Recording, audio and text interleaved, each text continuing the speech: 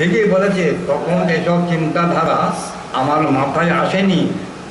কথা বলছে, এগুলো তো পরে পরে পরে পরে এইসব চিন্তাধারা আমার মাথায় এলো, তখন তো আমার মাথায় এসব আসেনি। তখন এই দেখো না, আমি শোনো, এই আমার যে ঈশ্বরের বুনিয়াদি তালিম, ওকে আমি লিখেছি যে আমার অভিজ্ঞতা পেয়েছিলাম। আমি বহু ডাক্তার দেখিয়েছি এই চোখের জন্যে। তো যখন ডাক্তার চোখের ওষুধ দিয়েছে, যে খানিক পর আমাকে জিজ্ঞেস করেছে, আপনার ওষুধটা কি আপনার গালে চলে গেছে?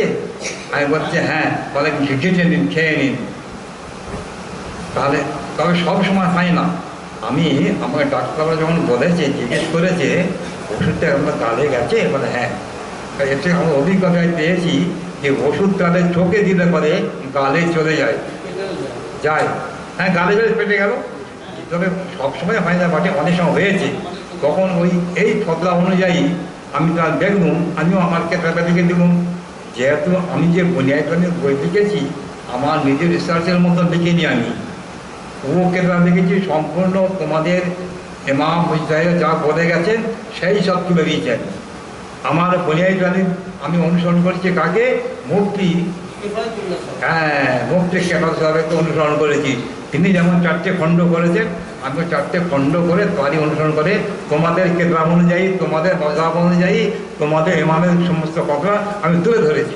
আমার নিজের কথা কিছু নয়, কিন্তু আমার নিজের মতের কথা আমার এখন দেখছি আমার নিজের মতের কথা।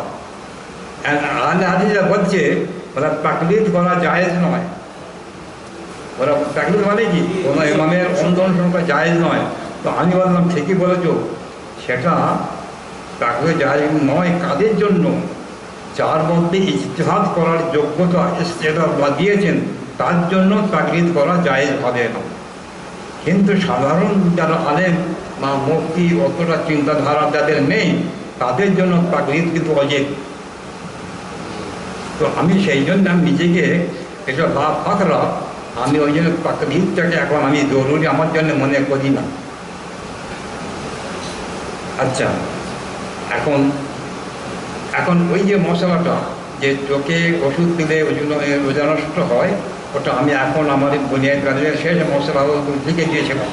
কিন্তু আমার কথা হলো, ওটা কোন মশলার অনুপাতে? যে যখন গলায় পানি গেলে রোজা নষ্ট হয়, নাকে পানি উঠলে রোজা নষ্ট হয়, সেখানে আমি লিখেছি তাহলে চোখে ওষুধ দিলে রোজা নষ্ট হবে। কিন্তু আমি যখন এটা বলছি যে গলায় পানি নামলে চোখে কি বলে, নাকে পানি উঠলে রোজা নষ্ট হয় না, যখন আমরা সিদ্ধান্ত আসছি, তখন আমাদের এই মশলা আমাদের আর মানব না, এবার চোখে চলবে কেন? ওটা ধবধবের বাইরে, ওটা হবে ধবধবের বাইরে।